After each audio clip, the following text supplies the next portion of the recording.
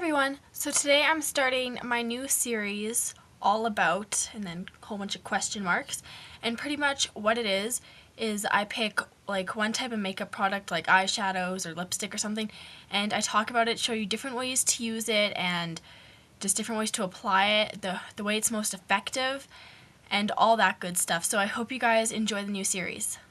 Okay, you guys are gonna have to excuse my hair because it's a mess, and I'm not wearing a whole lot of makeup, just like a bit of mascara.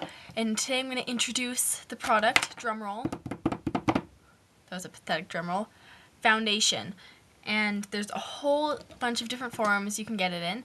So this is the Revlon Color Stay. It's probably my favorite foundation right now. It's fairly inexpensive. But you can also get foundations as a tinted moisturizer, which some people classify it as a different thing, but it basically still does the same thing. It gives you a coverage, it just has moisturizing elements to it, and it can be better for your skin depending on your skin type. If you have dry skin, I suggest a tinted moisturizer. This one is from Marc. The only thing I'm gonna say about these is they do not give a whole lot of coverage.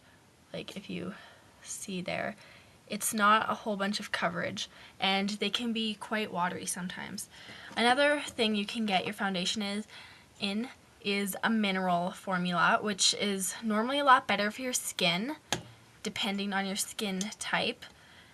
And actually, this one's good for all skin types. This one also does not have the same type of coverage, but it does have the controlled little nozzle, which I like, compared to the Revlon Color Stay, which is just the open top. A different way that foundation comes is the Beyond Natural type. A lot of companies have this one. It starts out with the white. Let's see if I can get any out. It's like almost empty. Oh, and now a lot came out. It starts out white, and then when you mix it in, it adjusts to your skin tone.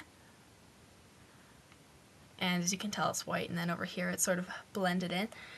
But the one thing I will say with this one, I don't know if it's like this with other brands. I've tried one other brand of the type that start out white and then blend in, and they all make my skin very oily. I think it's the thing that changes the color in it.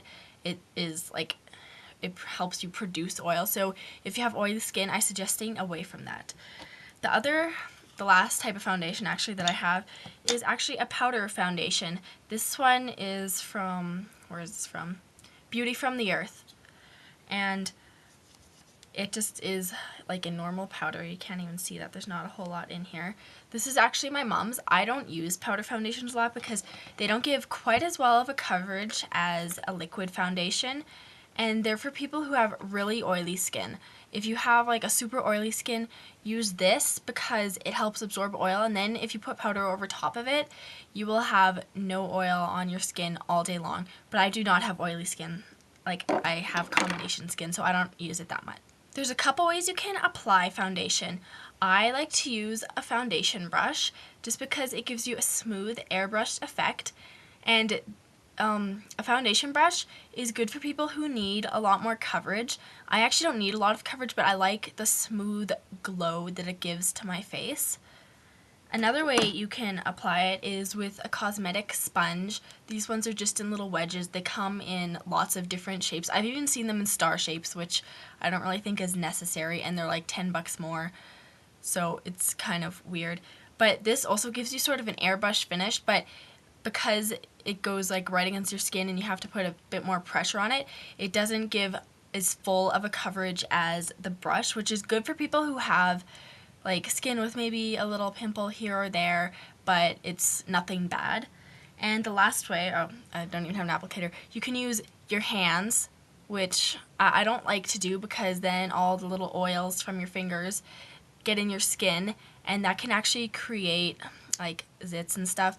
But if you have really good skin, it's okay to do it if you don't want to like spend money on a nice foundation brush. And these sponges are only like $4 for like a bag of 30, so they're really cheap if you want to go that way, which I do suggest getting a nice foundation brush or some sponges. And this foundation brush was actually quite cheap because if you look at its length, It is not a foundation brush, it is a paintbrush, which I got from Michaels, but it has the same general shape as a foundation brush, and it has smooth bristles, and I love using paintbrushes actually for makeup because they wash out really easily, which is a plus from some that tend to hold in makeup, which is really nice. So I suggest investing in some sort of applicator for your foundation. And that's pretty much everything I have to tell you guys about foundation.